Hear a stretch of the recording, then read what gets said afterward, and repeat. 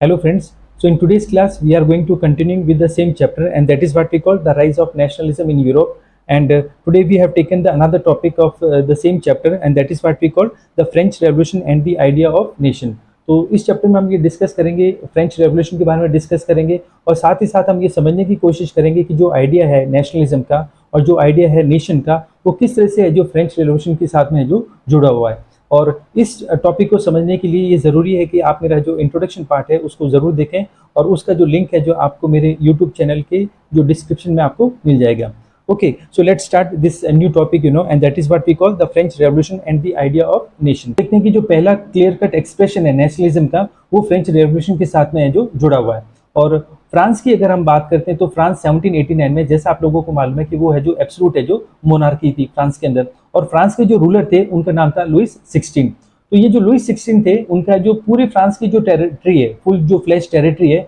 उनके ऊपर है जो उनका सॉवरेन है जो कंट्रोल था। लेकिन जिस तरह से 1789 में जिस तरह से फ्रांस के अंदर जो अपराइजिंग हुई, रेवोल्यूशन हुई, और जो पॉलिटिकल चेंजेस हुए, और जिस तरह से कॉन्स्टिट्यूशन चेंजेस हुए, तो इस तरह से क्या हुआ कि जो फ्रांस की जो सॉवरेनिटी थी वो मोनार्की के हाथ से निकलकर वो है जो ट्रांसफर हो जाती है, किसको? फ्रेंच सिटीजन्स को है जो ट्रांसफर हो जाती है। और इस तरह से हम देखते हैं कि जो फ्रेंच रेवोल्यूशन है वो ये प्रोक्लेम करती है कि अब जो फ्रेंच एज ए नेशन और उसकी जो डेस्टिनी है उसको जो शेप करेंगे, वहाँ के लोग हैं जो उसको क्या करेंगे, शेप करेंगे। और अब हम देखते हैं कि जो फ्रांस के अंदर जो फ्रॉम द वेरी बिगिनिंग जब से ये फ्रेंच रेवोल्यूशन शुरू हुई थी, और उससे पहले की अगर हम बात करें तो वहाँ पर जो रेवोल्यूशनरीज हैं फ्रांस के अंदर, वो ये कोशिश कर रहे थे कि किसी तरह से फ्रांस के अंदर जो एक कलेक्टिव आइडेंटिटी है जो उसको क्रिएट है जो किया जा सके। तो उन्होंने कई तरह के एक्शंस लिए, उन्होंने इसके लिए कई तरह के मेजर्स लिए, कई तरह की प्रैक्टिसेस की, जिससे कि एक कॉमन आइडेंटिटी को है जो क्रिएट किया जा सके। तो यहाँ पर कॉमन आइडेंटिटी से मतलब है नेशनलिज्म से है जो मतलब है, जिससे कि वो जो लोग हैं वो यूनाइटेड है जो हो सके। तो इसके लिए उन्होंने कई तरह के एक्शंस लिए और कई तरह के मेजर्स लिए, और इन सारे एक्शंस को और मेजर्स को है जो हम एक एक करके क्या करेंगे, डिस्कस करेंगे वन बाय वन। तो सबसे पहले जो रेवोल्यूशनरीज हैं उन्होंने जो आइडिया ऑफ ला पात्रे, इट मीन्स फादरलैंड, एंड ली सिटियन मीन्स सिटीजन्स, इसको उन्होंने प्रमोट किया। तो उनका कहने का मतलब ये था कि जो फ्रांस है जो उनकी फादरलैंड है, और वो सारे के सारे जो लोग हैं वो उस वहाँ के जो सिटीजन्स हैं, और इन सिटीजन्स के बीच में जो किसी तरह का कोई डिस्क्रिमिनेशन है जो नहीं होना चाहिए, उनको इक्वल राइट्स है जो मिलने चाहिए अंडर द कॉन्स्टिट्यूशन। तो इस आइडिया को उन्होंने जो सबसे पहले उन्होंने जो प्रमोट किया to bring the collective identity. उसके बाद में हम देखते हैं कि जो उन्होंने जो सेकंड जो स्टेप लिया रेवोल्यूशनरीज ने, and that is what we call a new French flag, उन्होंने जो इंट्रोड्यूस किया। तो ये जो न्यू फ्रेंच फ्लैग था, आपको मालूम है, इसने जो रिप्लेस किया जो रॉयल फ्लैग को उन्होंने रिप्लेस किया, और ये जो न्यू फ्रेंच फ्लैग था, आपको मालूम है, इसी को हमें जो रेवोल्यूशनरी फ्लैग भी कहते हैं। और इस फ्लैग के अंदर आपको है जो ट्राई कलर है, ये फ्लैग है जो ट्राई कलर है, जिसमें आपको वर्टिकल स्ट्रिप्स आपको देखने को मिलेगी, और जो वर्टिकल स्ट्रिप्स में आपको जो ब्लू, व्हाइट और रेड कलर आपको देखने को मिलेंगे। तो ये एक दूसरा तरीका था जिसके जरिए जो फ्रेंच रेवोल्यूशनरीज हैं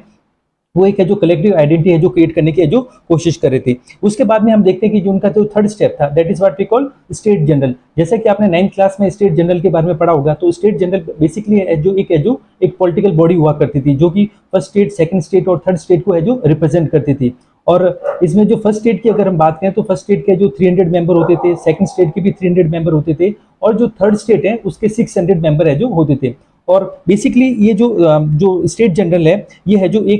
एक लेजिस्लेटिव असेंबली हुआ करती थी, जो कि राजा के साथ में जो बातचीत करती थी, और उनके हिसाब से फिर है जो कानून है, जो लॉज है जो वो बनाए जाते थे। तो ये जो स्टेट जनरल है, इसका जो नाम है इसको रीनेम कर दिया गया, and it was renamed as national assembly. इसका नाम है जो नेशनल असेंबली है जो कर दिया गया। उसके बाद में हम देखते हैं कि जो फोर्थ अगर पॉइंट हम यहाँ पर देखते हैं, तो हम देखते हैं कि जो न्यू हिम्स है ना, उनको कंपोज किया गया एक कलेक्टिव आइडेंटिटी लाने के लिए। जो न्यू सॉन्ग्स हैं उनको कंपोज किया गया। इसी तरह से जो नई तरीके से ओथ है उनको लिया जाने लगा। और जो मार्टियर्स हैं, मतलब इस दौरान जो भी फ्रेंच रेवोल्यूशन में जिन लोगों ने अपनी सेक्रीफाइसेस दी गई हैं, इसमें विमेंस भी शामिल हैं, ठीक है, उन सभी को है जो ग्लोरीफाई किया गया, उनकी जो सेक्रीफाइसेस हैं उनको है जो याद किया गया। जैसे कि आपने फ्रेंच रेवोल्यूशन में भी आपने पढ़ा होगा कि मर्सिलिस के बारे में आपने सुना होगा। तो एक बहुत ही एक फेमस सॉन्ग था, आपको मालूम है, मर्सिलिस, और इसको कंपोज किया था एक फ्रेंच जो पोइट थे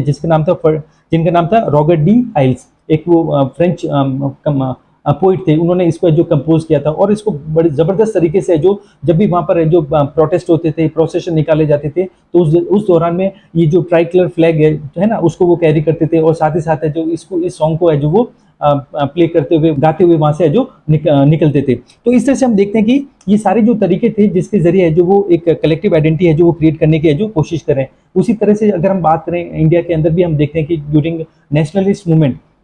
तो हम देखते हैं कि हमारे हमारे पास में एक है जो स्वराज फ्लैग हुआ करता था, जिसमें महात्मा गांधी का है जो चरखा हुआ करता था सेंटर में, और साथ ही साथ है जो लोग हैं जो वंदे मातरम हो गया या जो जनगण मन हो गया, आपको मालूम है इस तरह के जो पैट्रियोटिक सॉन्ग्स हैं उनको वो गाते हुए चलते थे। तो ये वो सारे तरीके थे जिसके जरिए है जो कलेक्टिव आइडेंटिटी है जो उसको क्रिएट करने की है जो कोशिश की गई। ठीक है, और अगर हम आगे देखें तो जो फिफ्थ पॉइंट है हमें देखने को मिलता है कि यहाँ पर है जो एक सेंट्रलाइज एडमिनिस्ट्रेटिव सिस्टम है उसको इंट्रोड्यूस किया गया है ना, एक सेंट्रलाइज एडमिनिस्ट्रेटिव सिस्टम है उसको इंट्रोड्यूस किया गया, और ये मेक श्योर किया गया कि सभी जगह है जो एक जैसे है जो कानून है जो चलने चाहिए, यूनिफॉर्म लॉज है जो लगने चाहिए सभी सिटीजन के ऊपर। फिर हम देखते हैं कि जो सिक्स जो पॉइंट हमें यहाँ पर देखने को मिलता है, that is what we call abolition of internal custom duties. जो भी इंटरनल कस्टम ड्यूटीज हैं उनको अबॉलिश कर दिया गया। तो कहने का मतलब जो फ्रांस था उस समय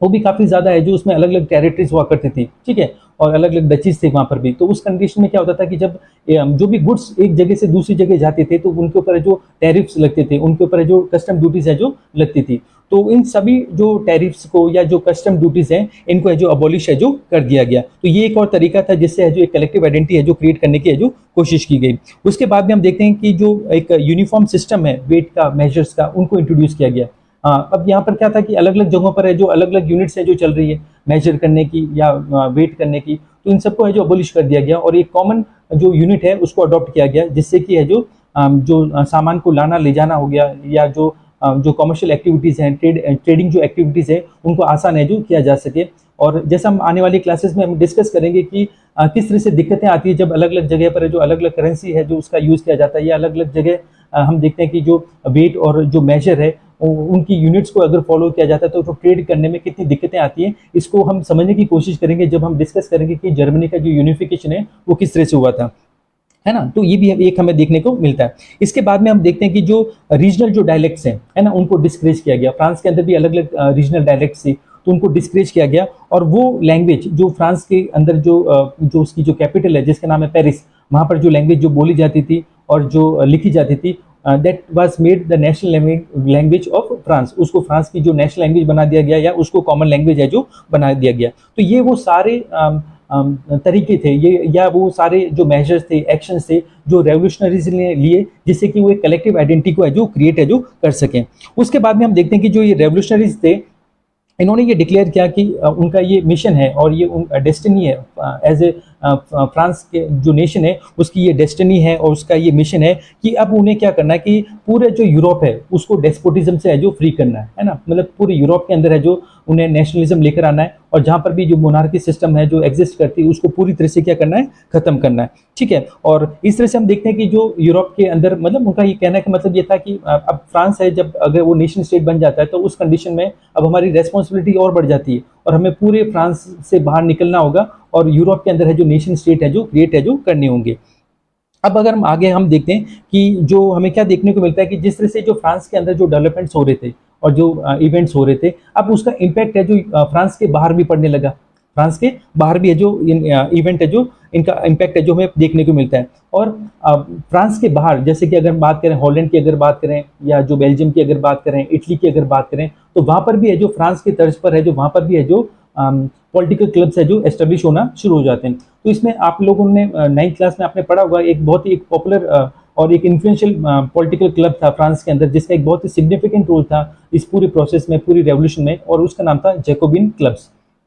तो ये जैकोबिन क्लब की अगर हम बात करें तो उसके जो ज़्यादातर जो मेंबर थे वो मिडिल क्लास से बिलोंग करते थे और वो एजुकेटेड फैमिलीज से बिलोंग करते थे, ठीक है, लिबरल से एजुकेटेड थे और लेस जो प्रॉस्परस सेक्शंस हैं उससे वो बिलोंग करते थे। और इनका भी एक बहुत ही इंपॉर्टेंट रोल हमें देखने को मिलता है और इनकी जो एक्टिविटीज़ थी और इनके जो एक्शंस थे उसकी वजह से क्या होता है कि जो फ्रांस है वो वॉर में जाता है ना। हम देखेंगे कि किस तरह से जो फ्रांस है वो 1792 से लेकर 1802 तक है ना वो रेवोल्यूशनरी वॉर करेगा। जो भी नेबरिंग जो कंट्रीज हैं उनके अगेंस्ट में वो रेवोल्यूशनरी वॉर्स है जो वो कंडक्ट करता है। तो उसके पीछे रीजन क्या है उसको भी हम समझने की यहाँ पर है जो कोशिश है जो करेंगे। और इन वॉर के जरिए जो फ्रांस है, फ्रांस की जो मिलिट्री है या फ्रांस की जो आर्मी है वो नेशनलिज्म का जो मैसेज है, नेशनलिज्म का जो आइडिया है उसको एक्चुअली क्या करती है, बाहर क्या करती है, उसको एक्सपोर्ट करती है। 9th है जो कॉन्स्टिट्यूशन मोनार्की है जो बन जाता है। उसके बाद में क्या होता है कि अप्रैल 1792 में जो फ्रांस की जो नेशनल असेंबली है वो है जो वार है जो डिक्लेयर कर देती है अगेंस्ट प्रेशिया एंड ऑस्ट्रिया और प्रेशिया के अगेंस्ट में जो वार है जो डिक्लेयर कर देती है।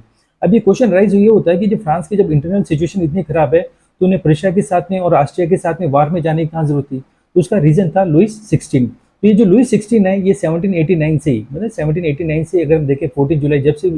लोग हैं जो उसके अगेंस्ट में चले जाते हैं, रेवोल्यूशन है जो शुरू हो जाती है फ्रांस के अंदर, तब से है जो वो प्रेशिया के जो किंग थे साथ ही साथ जो ऑस्ट्रिया के जो किंग थे उनके साथ में वो कॉन्टेक्ट में था। ठीक है, और जैसा हमने देखा इवन 1791 में जब फ्रांस आपको मालूम है कि जो कॉन्स्टिट्यूशनल मोनार्की भी बन गया था, लेकिन उसके बाद में भी जो लुइस 16 था वो उस पूरे सिचुएशन से है जो बिल्कुल भी है जो सेटिस्फाइड नहीं था, जिस तरह से उसे पावर है जो उसे छीन ली गई थी वो बिल्कुल भी है जो खुश नहीं था। तो उसकी वजह से उसने पर्शिया से और ऑस्ट्रिया से जो मदद मांगी। और जैसे आप लोगों को मालूम भी होगा कि जो लुइस 16 है उनकी जो वाइफ थी जिनका नाम था जो कि एक ऑस्ट्रियन प्रिंसेस थी और उनका नाम था मैरी एनाटोनी, तो उनका भी जो ऑस्ट्रिया के जो प्रिंस फैमिली थी वहाँ की जो रॉयल जो फैमिली थी उनके साथ में जो उनके रिलेशन थे, तो उनकी वजह से वो उनसे जो मदद है जो मदद चाहता है। और वो उसके बाद में फिर हम देखते हैं कि एक है जो सीक्रेट निगोशिएशन होती है पर्शिया के साथ में और ऑस्ट्रिया के साथ में, और यहाँ पर हम देखते हैं कि दोनों ही जो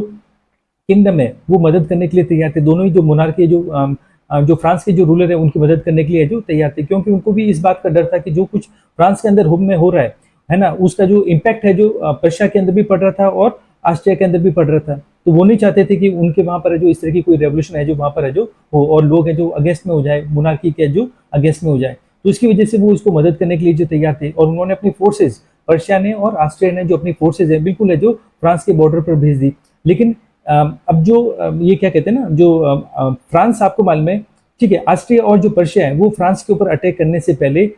जो नेशनल असेंबली है वो वार है जो डिक्लेयर कर देती है किसके अगेंस्ट में, पर्शिया और ऑस्ट्रिया के अगेंस्ट में, क्योंकि जो नेशनल असेंबली थी उसको इस बात का जो पता चल जाता है कि जो लुइस 16 है वो एक्चुअली उनको धोखा दे रहे हैं, उनको चीट कर रहे हैं, और उन्होंने जो उनके साथ में जो पर्शिया के साथ में और ऑस्ट्रिया के साथ में जो एक सीक्रेट नेगोशिएशन है जो कर रखी है। और उसकी वजह से फिर हम देखते हैं आपको मालूम है कि जो फ्रांस है जो 1792 से लेकर है जो 1802 तक है जो वॉर में शामिल होगा, और इन वॉर्स को हम क्या कहते हैं, रेवोल्यूशनरी वॉर्स है जो उनको हम कहते हैं। और इसी वॉर के दौरान में क्या होता है कि जो समर 1792 में है ना, समर 1792 में जो ये जैकोबियंस थे वो जिस तरह से सिचुएशन डेवलप हो रही थी फ्रांस के अंदर वो बिल्कुल भी है जो सेटिस्फाई नहीं थे, और उनको जब उनको मालूम चला कि भाई जो लुइस 16 है उनको चीट कर रहा है, तो उन्होंने क्या किया कि एक इंसर्जेंसी है जो लेकर आए फ्रांस के अंदर। और उन्होंने क्या किया कि जो लुइस 16 है इनको जो एक पैलेस ऑफ ट्यूले है वहां पर उन्होंने उसको है जो अरेस्ट कर दिया, और अरेस्ट करने के बाद में फिर हम क्या देखते हैं कि जो फ्रांस है, ठीक है, वो 21 सितंबर 1792 को फ्रांस को है जो रिपब्लिक है जो डिक्लेयर कर दिया जाता है, और जो मोनार्की है उसको पूरी तरह से जो अबॉलिश है जो कर दिया जाता है। उसके बाद में फिर जो ये लुइस 16 थे उनके अगेंस्ट में जो केसेस हैं वो है जो फाइल किए गए, ट्रेजन का जो उनके ऊपर है जो मुकदमा चला, और अल्टीमेटली जो आपको मालूम है उनको जो गिल्टी है जो पाया गया। और इस तरह से हम देखते हैं कि जो 21 जनवरी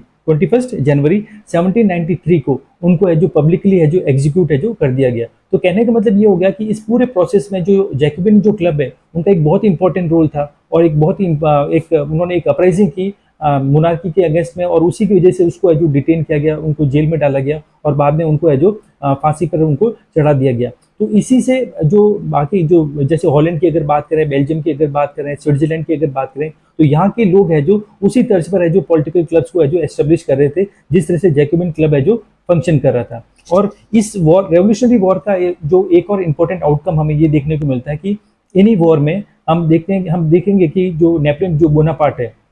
he becomes a national hero. He become a national hero for the France. जो 1795 और 1796 में जो